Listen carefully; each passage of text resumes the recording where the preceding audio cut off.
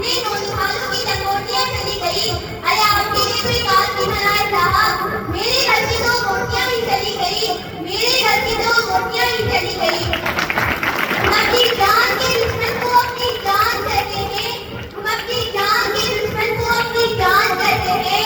मोहब्बत की इसी माटी को हिंदुस्तान कहते हैं, हिंदुस्तान कहते हैं। जो दुनिया में सुनाई दे उसे कहते हैं खामोशी, जो दुनिया में सुनाई दे उसे कहते हैं खामोशी, जो आंखों में दिखाई दे उसे तूफान कहते हैं, उसे तूफान कहते हैं। हमारे मंच पर विराजमान सभी अतिथि महोदय, प्रधानाचार्य महोदय, सभी टीचर्स महोदय, गांव से पधारे मेरे सभी आदरणीय नागरिक बंधु, सभी टीचर्स महोदय, सभी छोटे और बड़े भाइयों बहनों, आप सभी को स्वतंत्रता दिवस की हार्दिक शुभकामनाएं।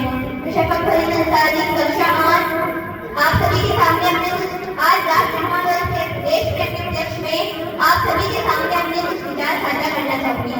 आजादी आजादी का अर्थ वही समझ सकता है जिसने कभी गुलामी की हो। हम सौभाग्यशाली कि हमने स्वतंत्र भारत में जन्म लिया जो 1947 में हमारे देश को आजाद कराई। वर्तमान भारत के उदाहरण से मैं ये स्पष्ट करना चाहूंगी कि जब हम फिरंगियों के फेरे में फंस गए थे तो रंग दे वतन की बोला की एक आवाज पर टोलों के टोले उड़ाते थे और उनके इख्तिलाफ जिंदाबाद के नाम से उनमें आ जाने वाला मास टिप्पणी का तूफान अंग्रेजी शासन की जड़ें हिला देता था। और उसके बाद 1965 में डूबते के युद्धों में अपना सुहाग गंवाने की वाली दौलत जब घर के हालात दूर हो जाया करते थी, प्यार भी भरपूर गया, मांग का सिर भूल गया, नन्हे नौनिहालों की लंगोटियां चली गई, छोटी छोटी बेटियों की छोटियां चली गई, बाप की कमाई गई, भाई की पढ़ाई गई, लेकिन सब विस्फोट हुआ पता ही नहीं चला। पूरे जिस्म की गई रोटियां चली गई, पूरे जिस्म की गई रोटियां चली गई। अरे आपके लिए कोई बात नहीं बनाए साहब, मेरे घर की दो रोटियां ही चली गई, मेरे घर की दो रोटियां ही चली गई। इस तरह पूरा परिवार अपने देश को साबित कर रहा होता था।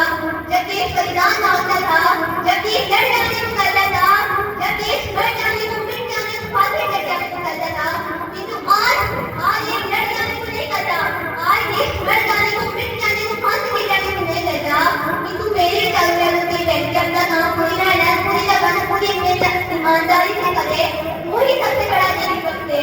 मैं नहीं मानती कि फेसबुक व्हाट्सएप इंस्टाग्राम में किसी को 3 तस्वीर अंदाज मिल सकती है।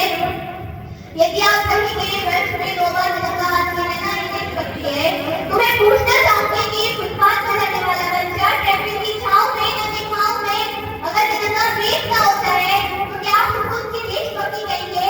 नहीं, वो उसकी देशभक्ति नहीं, उसके पेट की भूख की शक्ति है दूसरे का ऐसा करने पर मजबूर कर रही है। क्योंकि ना वो मस्जिद को जानते हैं ना शिवालियों को जानते हैं, क्योंकि ना वो मस्जिद को जानते हैं ना शिवालियों को जानते हैं। वो पेट के भूखे है साहब, वो सिर्फ भोजन की दीवारों को जानते हैं, वो सिर्फ भोजन की दीवारों को जानते हैं। अपने परिवार अपने समाज अपने राष्ट्र की जिंदगी समर्पण का भाव भी देशभक्ति, हर देश कोई के जीवन में आने वाला तूफान है बन सकती देशभक्ति, ताकि हर देश को ये समझ सके अगर तो जिंदा है तो आसमान तेरा है, अगर तो जिंदा है तो ये शमशान तेरा है। भाईचारे से रहना है तो लड़ जमीन पर, वरना कब्रिस्तान भी तेरा है और ये शमशान भी तेरा है, वरना कब्रिस्तान भी तेरा है और ये शमशान भी तेरा है। अब मैं बता दूं महिला सुरक्षा के बारे में हम आज भी 2 नंबर पर आते हैं। हम एक ऐसे समाज में जीते हैं जहाँ पत्थर की मोहलत को रखते हैं छप्पन को, भूखे नंगे लड़कते सो जाते हैं लोग, भूखे नंगे लड़कते सो जाते हैं लोग। यही सच्ची देशभक्ति, यही सच्चा राष्ट्र प्रेम, जिन्हें सरकार मेरी है न वो मेरा है, जिन्हें सरकार मेरी है न वो मेरा है, नहीं बड़ा सा नाम मेरा है। बस इतनी सी बात का गुरूर है मुझमें कि मैं भारत की हूँ और ये भारत मेरा है, कि मैं भारत की हूँ और ये भारत मेरा है। परंतु एक बेचारी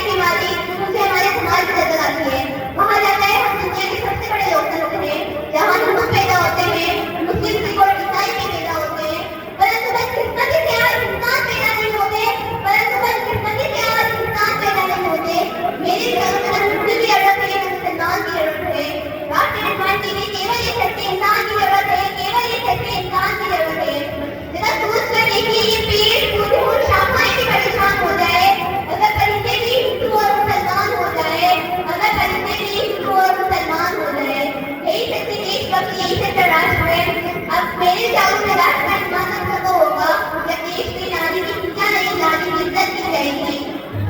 स्वच्छ भारत अभियान केवल सरकार नहीं, सड़क पर चलने वाला प्रत्येक नाम की बात बताएगा। स्वच्छ भारत को दृढ़ से अपनाएगा। स्वच्छ भारत को दृढ़ से अपनाएगा।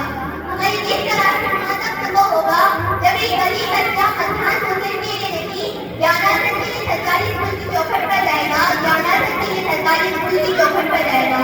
अपने सैल्यूट करना चाहूंगी प्रधान का विश्वास हमारी रक्षा के लिए खड़े हुए जवान को, इस देश की पुलिस, प्रशासन, किसान को, उस व्यक्ति को जो अपना काम पूरी मेहनत, लगन, ईमानदारी से करे, जिनकी बिना राष्ट्र निर्माण की कल्पना करना बेसंभव सा लगता है। और आज इस मंच में भी पूरी जिम्मेदारी के साथ भारत की बेटियां आह्वान करती होंगी।